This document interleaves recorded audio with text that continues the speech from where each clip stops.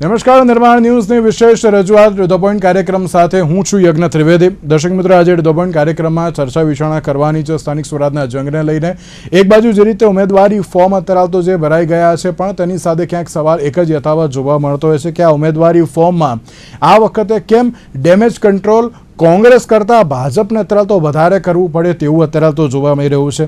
સાથે જો હું અમદાવાદની વાત કરું તો અમદાવાદ, સુરત, રાજકોટ અને બરોડા મેઇન જે 4 મહાનગરો છે ને તેમાં પણ અત્યારે તો એવા પ્રકારની પરિસ્થિતિ જોવા મળી રહી છે કે જેમાં ભારતીય જનતા પાર્ટીએ બહુ રાહ જોઈને અત્યારે તો જે ફોર્મ અત્યારે બહાર પાડ્યા હોય અને તેની સાથે ઉમેદવારોના નામ બહુ જ લેટ બહાર પાડ્યા હોય તે પ્રમાણેની પરિસ્થિતિ પણ ક્યાંક જોવા મળી.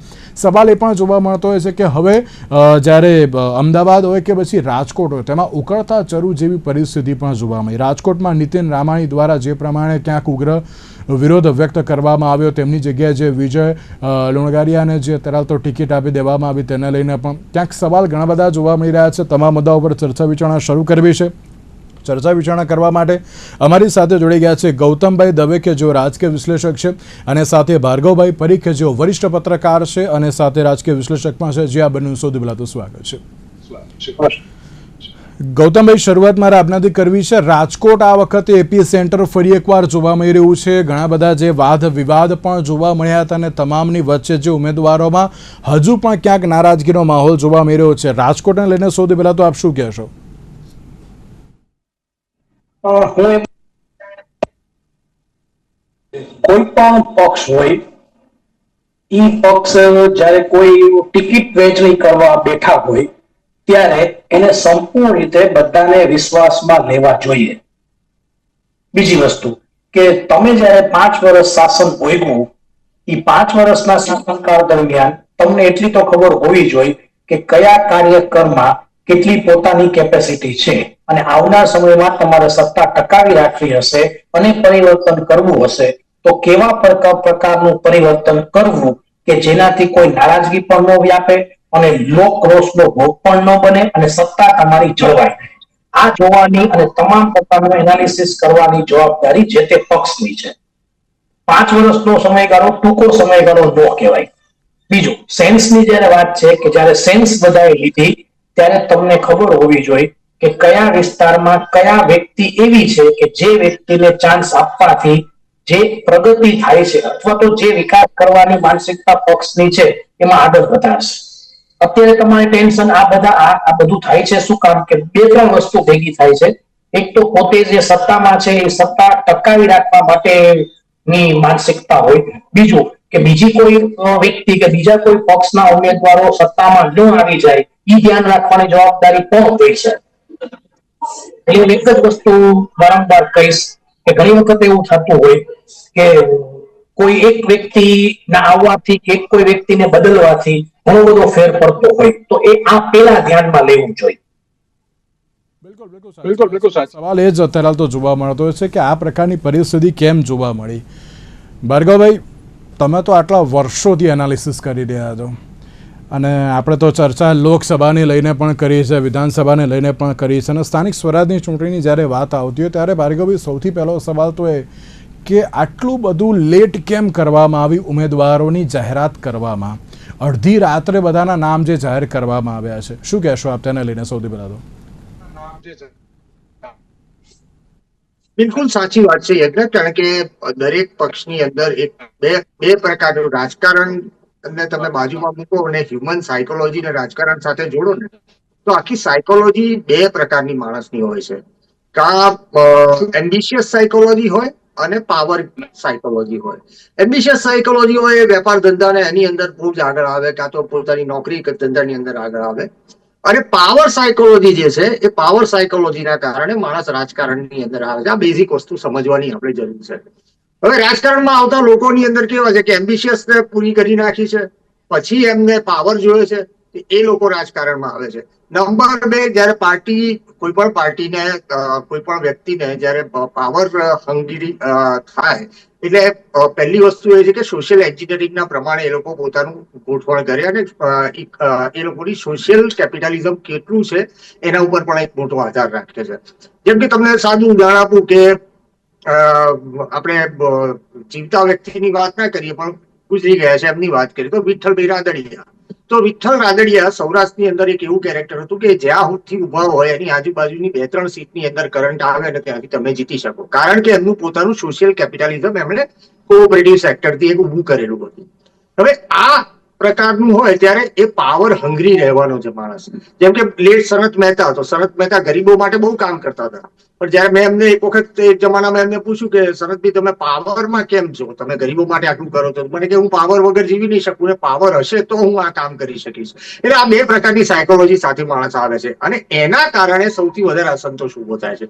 નંબર 2, તમને અસંતોષ ક્યાં જોવા મળે છે કે અસંતોષ તમને જે પાર્ટી વિનિંગ પાર્ટી છે જેની પ્રોબેબિલિટી વિનિંગ હોય ત્યાં આગળ તમને અસંતોષની માત્રા જોવા મળે. એનું બીજું કારણ એ છે કે તમે party become a larger then life થઈ ગઈ છે, લાર્જર દેન લાઈફ થઈ ગઈ છે. એટલે ત્યાં આગળ દરેકને એમ છે કે મને સત્તા મળી જશે અહીં આગળ જોડાવાથી, એટલે અસંતોષની માત્રા ત્યાં આગળ વધે છે. અને આ અસંતોષને તમારે એન્કેશ કરવાની જયારે તમને જરૂર પડે ત્યારે તમારે એને એન્કેશ કરવો જોઈએ. આ વસ્તુ ચિમનભાઈ પટેલ ને અહેમદભાઈ પટેલની અંદર અને કેશુભાઈ શંકરસિંહ નરેન્દ્ર મોદીની અંદર આ વસ્તુની તમે બહુ જ ધ્યાનથી જો માઇન્યુટલી જુઓ ને તો આ રાઇઝની અંદર એમના મોટા બધા પક્ષોના રાઇઝની અંદર એમનો મોટો ફાળો છે. આંદોલનથી ઉભા થયેલા નેતાઓનું સોશિયલ એન્જિનિયરિંગ કેવી રીતે ઉપયોગમાં લઈ શકાય એની સૌથી વધારે જો સમજણ કોઈની પાસે હોય તો એ બીજેપીની પાસે છે. અને બીજેપી એના કારણે બીજેપી તમે જુઓ કે જેટલા આંદોલનકારી નેતાઓ 74 પછી ઉભા થયેલા જે છે એ બધાને પોતાની પાર્ટીમાં લઈ લીધા. જેમ કે હાર્દિક પટેલ એક ઉદાહરણ, અલ્પેશ એક ઉદાહરણ છે, રાજુ કરપડા તાજું ઉદાહરણ છે. આ બધા આંદોલનથી ઉભા થયેલા નેતા છે. આંદોલનથી નેતા ઉભા થાય ત્યારે એ સોશિયલ એન્જિનિયરિંગને બહુ સારી રીતે જાણતા હોય છે, અને એ સારી રીતે જયારે સોશિયલ એન્જિનિયરિંગને જાણે ત્યારે સમાજને એક સરખો ભેગો કરી અને એકજૂટ કરી શકે છે. એકજૂટ કરે એટલે તમારે સ્વાભાવિક રીતે જ વિનિંગ પાર્ટી થઈ જાય. કારણ કે બંધારણમાં બી તમે જુઓ અને ઇન્ડિયન પોલિટિક્સને સમજવા માટે બહુ બંધારણમાં પણ તમારે જોવું પડે કે જ્યાં આગળ અમુક સમાજની બહુમતી હોય ત્યાં બંધારણમાં પણ અનામત બેઠક રાખવામાં આવી છે. પછી એસસી ની હોય, એસટી ની હોય કે ઓબીસી ની હોય. ઓબીસી ની તો હમણાં નક્કી થઈ, પણ એસટી એસસી ની એટલા માટે જ રાખવામાં આવી હતી. એટલે આ એક પહેલેથી જ ભારતીય સંસ્કૃતિ સાથે વણાયેલી એક વસ્તુ છે અને એને જ તમે ધ્યાનમાં રાખીને એટલા માટે જ આપણે ઘણી વખત કહીએ કાસ્ટનું ફેક્ટરની ઉપર કામ ચાલી રહ્યું છે અને કાસ્ટ ફેક્ટરના આધારે ઉમેદવારો નક્કી થાય છે. પણ બેઝિકલી આ દરેક પક્ષની આ જરૂરિયાત છે અને એ જરૂરિયાતને ધ્યાનમાં રાખીને કામ થાય છે. એના કારણે અસંતોષની માત્રા સ્વાભાવિક રીતે વધવાની છે. બિલકુલ સાચી વાત છે. ગૌતમભાઈ, જ્યારે જામનગરની વાત કરવામાં આવે તો જામનગરમાં પણ અસંતોષ ઘણો બધો જે જોવા મળ્યો હતો. આંતરિક વાદ વિવાદ પણ અત્યારે જે વધ્યો હોય તે પ્રમાણેની પરિસ્થિતિ સામે આવી હતી. પૂર્વ મેયર હોય કે પછી અન્ય હોય તેમનામાં પણ અત્યારે તો ક્યાંક વાદ વિવાદ જોવા મળ્યો હતો. તે વાદ વિવાદને ઠારવા માટે એ અસંતોષ અત્યારે તો જે જોવા મળતો હોય છે તેને અત્યારે ઠારવા માટે કેવા પ્રકારના અત્યારથી પાર્ટી દ્વારા કોઈ પ્રકારના પગલાઓ ત્યાં લેવામાં આવ્યા છે? એટલે કે સૌરાષ્ટ્ર એપી સેન્ટર અત્યારે તો રાજકારણનું જોવા મળતું હોય છે, તો ત્યાં અત્યારે તો કેવા પ્રકારનો માહોલ અત્યારે હજુ પણ ક્યાંક અસંતોષ છે? હું એમાં ત્રીજી સાહેબ એવું કહીશ કે અસંતોષ શબ્દ જે આપણે વાપરીએ છીએ અને જે ટિકિટ કપાણી, આ 2 શબ્દ વાપરીએ છીએ એની બદલે આપણે એવો શબ્દ પ્રયોગ કરવો જોઈએ પક્ષે કે ભાઈ હવે તમને અમે એક અવસર આપ્યો, હવે અમે બીજાને એક અવસર આપવા માંગી છીએ. કારણ કે અમુક શબ્દો એવા છે કે સામેવાળા વ્યક્તિનો છે ને ઈગો હર્ટ થાય છે. બીજું, ઘણી વખત એવું થાય છે કે જયારે કોઈ વ્યક્તિને તમે વિશ્વાસમાં લીધા વગર કાંઈ પણ કરો અને તમે એને ઠેઠ સુધી એવું કહો કે ભાઈ તમે જ છો, અને પછી તમે જયારે એની સાથે ઓલી કરો ત્યારે એને કંટ્રોલ કરવો અથવા તો એને સમજાવવા ઘણા મુશ્કેલ બની જાય છે. અને કોઈ પણ વ્યક્તિ જયારે ચૂંટણી લડવા માટે તૈયારી બતાવતા હોય તો વ્યક્તિગત રીતે પણ એને પોતે એનાલિસિસ કર્યું જ હોય કે હું જે વિસ્તારમાંથી ચૂંટણી લડવા માટે ઈચ્છું છું ત્યાં મારું શું હોલ્ટ છે અથવા તો હું શું કરીશ તો લોકો મને સ્વીકારશે. બાકી એક વસ્તુ તો નક્કી છે કે જયારે તમે સમૂહમાં આ થઈ જશે, જયારે તમે સમૂહમાં કાંઈ પણ કરો ત્યારે બધાને તો તમે સંતોષ આપી શકો એવું શક્ય બનતું જ નથી, કોઈ પણ ફિલ્ડ હોય. બિલકુલ તમામ મહાનગરપાલિકામાં અત્યારે એમ કહી શકાય ખરી ગૌતમભાઈ કે અત્યારે ડેમેજ કંટ્રોલની શરૂઆત તો થઈ ગઈ છે? જી થઈ ગઈ છે, 100% થઈ ગઈ છે. એટલા માટે થઈ ગઈ છે કે જયારે કોઈ પાર્ટીના પાયાના કાર્યકર હોય ત્યારે હંમેશા એવું જ વિચારે છે કે પક્ષ મહાન છે, વ્યક્તિ મહાન નથી. ઓકે, બિલકુલ સાચી વાત છે. તો એ કોઈ બહુ લાંબુ ગણિત કરીને લીધો હશે. હું એક સામાન્ય સૈનિક છું, તો મારે તો જે રીતે સૈનિકે કામ કરવાનું છે એ જ રીતે હું કાર્યકર તરીકે કામ કરીશ. એ કાર્યકરના પોતાના લક્ષણો છે અથવા તો પોતાની એવી છે કે ભાઈ હું વફાદાર રહીને પક્ષ માટે કામ કરું. સંતોષ અસંતોષ જે હોય, પણ એનાથી કોઈ એની વફાદારીમાં કોઈ ઉણપ આવતી નથી, અને આની નોંધ પક્ષે લેવી તો જોઈએ જ. ભાર્ગવભાઈ, બીજો એક મહત્વનો સવાલ એ પણ આપને કે પહેલીવાર એવું બન્યું છે ભાર્ગવભાઈ કે કોંગ્રેસની જગ્યાએ ભારતીય જનતા પાર્ટીએ જે દિવસે ઉમેદવારી પત્ર ભરવાનો છેલ્લો દિવસ હતો ને એ દિવસે નામ ચેન્જ કર્યા છે. રાજકોટમાં વોર્ડ નંબર 7માં શૈલેષ જાનીની જગ્યાએ નેહલ શુક્લાને રિપીટ કરવામાં આવ્યા. બીજી બાજુ અમદાવાદના પાલડી વોર્ડમાં આશીષ શાહની જગ્યાએ જૈનિક વકીલને ફરી એકવાર જે મેન્ડેટ આપવામાં આવ્યું એ પણ ફોર્મ ભરવાના 1 કલાક પહેલાં જ આ બધા ચેન્જીસ જોવા મળ્યા હોય તે પ્રમાણેની પરિસ્થિતિ જોવા મળી. ભાર્ગવભાઈ, તો જે પ્રમાણે ભારતીય જનતા પાર્ટીમાં અત્યારે કન્ફ્યુઝન જે ક્રિએટ થયું છે, કોને ટિકિટ આપીએ, કોને ના આપીએ, કોને સાચવવાનો છે, કોની અત્રાતો નથી સાચવવાનો, અને જે અસમંજસ અત્રાતો જોવા મળી રહી છે, અત્યાર સુધી જોવા મળી હતી, હવે તો બધા ફોર્મ ભરાઈ જ ગયા છે, તો આપ તેને લઈને પણ શું કહેશો કે કેમ આ વખતે ભાજપમાં આ પ્રકારની પરિસ્થિતિ જોવા મળી? એટલે હું થોડું તમને ભૂતકાળમાં લઈ જવાનો પ્રયત્ન કરીશ. બહુ લાંબા ભૂતકાળમાં તો નહીં, પણ 2024 સુધી લઈ જઈશ તમને. 2024 એટલે આજથી 2 વર્ષ પહેલા, 2 વર્ષ પહેલા જયારે ચૂંટણીની પ્રક્રિયા શરૂ થઈ, તો તમે યાદ કરો કે પહેલી વખત શિસ્તબદ્ધ ગણાતી પાર્ટીની અંદર લોકસભાના 2 ઉમેદવાર તમારે હિંમતનગર અને વડોદરાના બદલવા પડ્યા હતા. ભાજપના ઇતિહાસમાં પહેલી વખત આવી ઘટના બની. જે મેન્ડેટ અપાયા પછી બંને હિંમતનગર અને વડોદરાના બંને લોકસભાના ઉમેદવારને બદલવા પડ્યા. એનું કારણ એ છે, જે મેં પહેલા કહ્યું કે પાર્ટી બીકમ લાર્જર દેન લાઈફ થઈ ગઈ છે. એટલે એના કારણે શું થયું છે કે વિનેબિલિટી જયારે તમને ક્રાઇટેરિયાની અંદર તમારે જોવી પડે, અને ક્રાઇટેરિયા તમારો બહુ ફિક્સ થઈ જાય છે. નંબર 2, માફ કરજો, નંબર 2, જયારે તમે 156 સીટ લઈને આવો છો, એટલે સ્વાભાવિક જ એક અપેક્ષા તમારા ખભા ઉપર એક જવાબદારી બહુ મોટી થઈ જાય છે કે એ 156 માંથી 162 અત્યારે પહોંચી ગયા છે, પણ ભાઈ 156 ઉપર આપણે સીમિત રહીએ તો 156 ના પ્રમાણમાં તમારે એની સામે રિઝલ્ટ આપવું પડશે. હવે એ જવાબદારી જે છે એની અંદર તમારા માટે વિનિંગ ક્રાઇટેરિયા એ મસ્ટ છે. મસ્ટ અંડરલાઈન કરું છું આમાં, મસ્ટમાં. એટલે વિનિંગ ક્રાઇટેરિયા વગર તમે ઉમેદવાર મૂકશો તો તમારી જે ઇમેજ એક ઉભી કરી છે 156 ની, એ 156 વાળી ઇમેજ ઉપર થોડો ધક્કો પહોંચશે. જેમ કે ઉદાહરણ તરીકે તમને કહું કે 26 ની લોકસભા અને વિસાવદરની પેટા ચૂંટણી, આ બંને, ભલે વિસાવદર ક્યારે બીજેપીની કમિટેડ સીટ રહી નથી, કાયમ ઓપોઝિશનની હાથમાં ગયેલી છે. કેશુભાઈ હતા ત્યારે સીટને તમે જાળવી શક્યા હતા, બાકી એનો મિજાજ જ એવો છે એ સીટનો. એટલે આપ લઈ ગયું, પણ આપ લઈ ગયા પછી એક નેરેશન બહુ જ મોટું ઉભું થયું કે અહીંયા એન્ટી ઇન્કમ્બન્સી છે, મોટા પાયે એન્ટી ઇન્કમ્બન્સી છે. ઉત્તર ગુજરાતની અંદર તમે જુઓ તો ઉત્તર ગુજરાતની અંદર બી આ જ પરિસ્થિતિનું નિર્માણ થયું. આપણે અત્યારે જૂની મહાનગરપાલિકાઓની વાત કરીએ છીએ, પણ વાસ્તવમાં જે નવી 9 મહાનગરપાલિકા થઈ છે, એટલે અડધો ગુજરાત છે એ તમારું અર્બનાઇઝ થઈ ગયું છે. ત્યાં આગળ જેમ કે આણંદ છે, મહેસાણા છે, આ બધાની અંદર લોકોનો અસંતોષ કેવો છે, ખેડૂતોનો અસંતોષ કેવો છે, પશુપાલકોનો અસંતોષ કેવો છે, આ મુદ્દાઓને પણ બીજેપીએ ધ્યાનમાં રાખવી પડે એવી સ્થિતિ આવી ગઈ છે. કારણ કે મહેસાણાની અંદર તમે વિચાર કરો કે મહાનગરપાલિકા એક વખત બની ગઈ ત્યાં આગળ, એટલે આજુબાજુના બધા જ વિસ્તારોની અંદરથી આજુબાજુના ગામડાઓની જમીન જે નવી ટીપી બનશે એની અંદર એ જમીન જતી રહેશે. ત્યાં આગળ પશુપાલન અને ખેતી સાથે મેઇનલી સંકળાયેલા લોકો છે. એટલે રોડ જે નવા બનશે, નવી ટીપી પડશે, એના કારણે આજુબાજુના ગામડામાં બહુ મોટો વિરોધ છે. એટલે આ બધા ક્રાઇટેરિયાને બીજેપીએ ધ્યાનમાં રાખવા પડે છે. નંબર 2 કે વડોદરાને તમે માર્ક કરો, વડોદરાથી આ આખી શરૂઆત 2024માં વડોદરાથી આ આખી શરૂઆત થઈ. સૌથી પહેલા વડોદરામાં ભાજપે જે ઉમેદવાર નક્કી કર્યા એની સામે ધારાસભ્યો બહુ મોટો વિરોધ દેખાડ્યો. પછી હિંમતનગરની અંદર આ પરિસ્થિતિનું નિર્માણ થયું. આ બંને પરિસ્થિતિનું નિર્માણ થયું, બંનેમાં બદલવા પડ્યા. વડોદરાની અંદર થોડા દિવસ પહેલા યોગેશ પટેલે જાહેરની અંદર કાર્યકર્તાઓને સંબોધતા કહ્યું કે કોઈ પણ પેરાશૂટ એટલે બહારનો કોઈ પણ માણસ આવે તો તમામ કાર્યકર્તાઓ એનો વિરોધ કરવાનો છે. હવે આ સ્થિતિનું જયારે નિર્માણ થાય છે, એક નેતા પણ એમનો અંદરનો નેતા પણ એમ કહેતો હોય, બીજું કે પ્રજાની અંદરનો જે સ્વાભાવિક છે કે મોંઘવારીથી માંડીને તમામ વસ્તુઓ લાંબા સમય સુધી તમે કોઈ સત્તા પર રહો એટલે એન્ટી ઇન્કમ્બન્સી અચૂક આવે.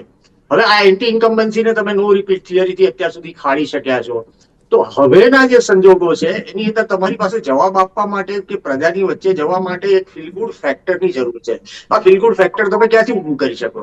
એટલે ઉત્તર ગુજરાતનું ડેમેજ દૂર કરવા માટે ગેનીબેન ઠાકોર જે પહેલી વખત એટલે 2 વખતથી જે 26 સીટ બીજેપીની પાસે આવતી હતી, આ વખતે 25 સીટ આવી 24માં.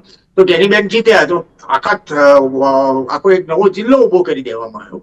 હવે નવો જિલ્લો ઉભો થશે એટલે સીમાંકન બદલાશે. જે રીતે મ્યુનિસિપલ કોર્પોરેશન બનવાના કારણે 9 જગ્યાએ નવા સીમાંકનો થવાના છે. તો એ નવા સીમાંકનોના કારણે આખી મતોની પરિસ્થિતિ બદલાઈ ગઈ છે. તો આ સંજોગોમાં દરેક પાર્ટીએ વિચાર કરવો પડે કે વિનિંગ કેપેબિલિટી બદલાયેલા પરિમાણમાં બદલાયેલી નવી મતદાર યાદીમાં કયા વિસ્તારના લોકોને કયા વોર્ડની અંદર સમાયા છે, તો એ બધું એનાલિસિસ કરતા એમને સમય લાગે અને એના પછી વિનેબલ જેની તાકાત હોય એને ટિકિટ આપવી પડે. એટલે અસંતોષ બહુ જ સ્વાભાવિક પ્રક્રિયાનો ભાગ છે અને અસંતોષ તમને જોવા એટલા માટે વધારે મળે. અને નંબર 2 કે કોંગ્રેસની અંદર તમે વાત કરો કે લોકો એમ કે છે કે કોંગ્રેસની અંદર અસંતોષ એમની માનસિકતા છે, પણ કોંગ્રેસની માનસિકતાની શરૂઆત ક્યાંથી થઈ? તો 85 ની અંદર જયારે સૌથી વધારે પહેલી વખત રેકોર્ડ બ્રેક 149 સીટ ઉપર માધવસિંહ સોલંકી જીત્યા ત્યારે party become a larger than life. ત્યાંથી અસંતોષની શરૂઆત થઈ. આ જ પરિસ્થિતિનું નિર્માણ બીજેપીની અંદર થઈ રહ્યું છે. એટલે દરેકને તમે સંતોષ આપી શકો એ સ્થિતિમાં છો જ નહીં. આપણા ઘરની અંદર પણ 25 મેમ્બર હોય જો તમારા સગાવાલા, તો લગ્નની અંદર 2 જણા રીસાય છે એવું એ પરિસ્થિતિ આ લગ્ન જ છે રાજકીય પાર્ટી માટે. કાકો મામો કે માસો રીસાવાનો જ છે. એટલે એને તમારે કેવી રીતે કંટ્રોલ તમે કરી શકશો? એમાં સામ દામ દંડ ભેદ બધી જ નીતિ આવી જાય અને એને કેવી રીતે કંટ્રોલ કરી શકાય? એ જો અપક્ષને કોઈને ઉભા રાખે અને ફંડિંગ ન કરાવે, અપક્ષને ઉભો રાખીને ફંડિંગ ન કરાવે, એ પણ પરિસ્થિતિઓને નિર્માણ કરવું પડશે. એટલે આ ફોર્મ ભરાયા પછીની જે સ્થિતિ છે એનાથી વધારે અઘરી સ્થિતિ તમામ પાર્ટી માટે છે કે અપક્ષો કયા છે, એમની પાસેથી કોની પાસેથી ફોર્મ પાછા ખેંચાવાના છે, કે કોઈ 2000 મત તોડી શકે એવો છે, 3000 તોડી શકે એવો છે. આ બધા અપક્ષોને પણ પાછા બેસાડવાની એક પ્રક્રિયા શરૂ થશે. એટલે આ પરિસ્થિતિને તમારે બહુ જુદા પરિપ્રેક્ષની અંદર યજ્ઞ જોવી પડે. એટલે અસંતોષ ભાજપની અંદર શરૂ થયો છે એનું બેઝિક કારણ જ આ છે કે it become a larger than life party થઈ ગઈ છે. બિલકુલ છે. અને એટલા જ માટે એમ કહેવાય છે ને કે ના, હવે પાર્ટીને ક્યાંક હેન્ડલ કરવી હવે થોડીક અઘરી અત્યારે તો બની ગઈ છે. અને ક્યાંક જે આ કોર્પોરેટ કલ્ચર પણ અત્યારે તો જે ક્યાંક પાર્ટીનું જોવા મળી રહ્યું છે તેને પણ હજુ થોડું મેનેજ કરવું એ બહુ જરૂરી છે. ગૌતમભાઈ, એક બાબત એ પણ આપણે પૂછવા માંગીશ કે રાજકોટમાં અને તેની સાથે સૌરાષ્ટ્રમાં ઉમેદવારી પત્રો તો ભરાઈ ગયા, પરંતુ આ વખતે પ્રચાર અને પ્રસાર કયા મુદ્દાઓને આધારિત હવે તો જોવા મળશે? કોઈ પણ ઉમેદવારે જીતવું હશે તો પેલા તો એને પોતે પ્રચાર પ્રસારમાં ધ્યાન આપીને કેવું પડશે કે અત્યાર સુધી જે વસ્તુ થઈ છે એને કેવી રીતે એ વધારે આગળ વધારી શકશે અને જે મુદ્દાઓ બાકી રહી ગયા છે એ મુદ્દાઓને આવતા 5 વર્ષ પછી કેવી રીતે પૂરા કરી શકશે એ પ્લાન આઉટ પહેલા આપવો પડશે. કારણ કે હવે જે પ્રજા છે એ પૂરી લોકશાહીમાં જાગૃત થઈ ગઈ છે. હવે એને ખબર જ છે કે 5 વર્ષનો સમયગાળો છે, એ 5 વર્ષના સમયગાળામાં આખા વિસ્તારમાં શું જરૂરિયાત છે, કેવી રીતે વિકાસ થશે અને એક કોઈ વ્યક્તિ કે 4 વ્યક્તિ કેવી રીતે પહોંચી શકશે. એટલે પ્રચાર પ્રસારના માધ્યમોમાં ઓછો સમય છે, 8 કે 10 12 દિવસનો જ સમય છે. એ સમય દરમિયાન આખા વિસ્તારમાં ફરવું પડશે, મેક્સિમમ તમારે ટેકનોલોજીનો ઉપયોગ કરવો પડશે. યુવાનોની જે ટીમ છે, યુવાનોની ટીમને સૌથી વધુ તમારે પ્રોત્સાહિત કરી અને તમારે પ્રચાર પ્રસારમાં સાથે રાખવી પડશે. તમે શું કરવાના છો એના બદલે એવું તમારે કહેવું પડશે કેટલા સમયમાં તમે આ વસ્તુ કરી શકશો. આની અસર જ વધુ લોકો ઉપર પડશે. બિલકુલ સાચી વાત છે. એટલે હવે સવાલ એ છે કે હવે સમય ઘણો ઓછો છે, પણ ઘણા ઓછા સમયમાં ઘણું બધું અત્યારે તો કરવાનું છે. કારણ કે એમ કહેવાય ને કે હવે ફોર્મ ભરવાનું ને બધું તો પૂરું થયું, પરંતુ પેલું કહેવાય કે એક કમિટી બનાવવી પડશે અને પછી બધાને ભેગા કરીને અત્યારે તો પ્રચાર કરવા પડશે. એટલે પોતાનો જે આખો વિસ્તાર છે એ વિસ્તાર ક્યાંથી શરૂ થાય છે, ક્યાં પૂરો થાય છે, કયા વિસ્તારમાં શું છે, એ સમજતા જ 2-5 દિવસ થઈ જાય. બિલકુલ સાચી વાત છે. ભાર્ગવભાઈ, આ વખતે એવું લાગે છે કે એપી સેન્ટર લોકસભામાં, ચલો આપણે તમે જે પ્રમાણે કહ્યું કે હિંમતનગર અને વડોદરા તો જોવા મળ્યું, પણ એપી સેન્ટર દર વખતે સૌરાષ્ટ્ર જોવા મળી રહ્યું છે. એ પછી વિધાનસભા હોય, લોકસભા હોય કે પછી હવે સ્થાનિક સ્વરાજની ચૂંટણી પણ કેમ ના હોય, અને બધી જગ્યાએ ઉકળતા ચરુ જેવી પરિસ્થિતિ. તો એવું લાગે છે કે સૌથી વધારે ક્યાંક સૌરાષ્ટ્ર અને કચ્છ ઉપર હવે પાર્ટીએ ફોકસ કરવું એ બહુ જરૂરી બની ગયું છે ભાજપે તેમ, કારણ કે દર વખતે ત્યાં તરફ તો જે ગઈકાલ રાતની વાત કરું તો નીતિન રામાણી દ્વારા જે વિરોધ કરવામાં આવ્યો કે ભાઈ મને કેમ અત્યારે તો ના આપવામાં આવી, પુષ્કર પટેલ દ્વારા ક્યાંક ડેમેજ કંટ્રોલ કરવાનો ટ્રાય કરવામાં આવ્યો, આજે શૈલેષ જાની જગ્યાએ નિહલ શુક્લાને ફરી એકવાર મેન્ડેટ આપી દેવામાં આવ્યો. એટલે એવું લાગે છે કે ના હવે સૌરાષ્ટ્ર ઉપર થોડું ઘણું ફોકસ હવે કરવું એ બહુ જરૂરી બની ગયું છે તેમ. ના, વાત તમારી બહુ સાચી છે, કારણ કે તમારે છે ને આ મુદ્દા ઉપર સાથે હું બહુ સંમત છું, કારણ કે આખી ગાંધીનગર સુધી પહોંચવાનો જે રસ્તો છે ને એ 1990 પછી આખો રસ્તો બદલાઈ અને સૌરાષ્ટ્રથી ગાંધીનગર પહોંચવાનો રસ્તો થઈ ગયો હતો. 1990 ની ચૂંટણીઓથી શરૂ કરીએ તો 1990 પછી તમે સૌરાષ્ટ્રને મહત્વ બહુ આપવાનું શરૂ કર્યું. નંબર 2 કે સૌરાષ્ટ્રના લોકો પોલિટિકલી બહુ જ અવેર છે, બીજા વિસ્તારો કરતા સૌરાષ્ટ્રના લોકો પોલિટિકલી ઘણા બધા અવેર છે. નંબર 3 કે ત્યાં આગળ લોકોએ પાવરને જોયો છે, પછી એ કેશુભાઈના રાજમાં જોયો છે, નરેન્દ્ર મોદીના લાંબા સમય સુધીના રાજમાં પાવરને જોયો છે, અને એના કારણે જે જાગૃતતા આવી છે લોકોના અંદર, અને પોલિટિકલ અવેરનેસ તો પહેલેથી જ હતી. એટલે આરએસએસ નો ઉદય કે અથવા તો વિરોધ પક્ષોનો જ્યારે બી ઉદય થયો છે તો એનું એપિસેન્ટર લોકો ભલે એમ કહેતા હોય કે અમદાવાદ રહ્યું છે, પણ પાછળનો જે કરંટ છે એ તમને સૌરાષ્ટ્રમાંથી વધારે મળે છે. એટલે હું બહુ દૂર નહીં લઈ જાઉં, તમને ખાલી 15 આંદોલનો સુધી લઈ જાઉં, વધારે નહીં લઈ જાઉં. 2015 ની અંદર જે આંદોલનો થયા જેની અંદરથી 3 નવા ચહેરા ઉભરીને બહાર આવ્યા, હાર્દિક પટેલ, અલ્પેશ ઠાકોર અને જિગ્નેશ મેવાણી. તો હાર્દિકે જયારે અમદાવાદ અને મહેસાણાની અંદર આંદોલન કર્યું તો એને એટલો રિસ્પોન્સ નતો મળ્યો જેટલું એને સુરત અને સૌરાષ્ટ્રની અંદરથી કર્યું છે.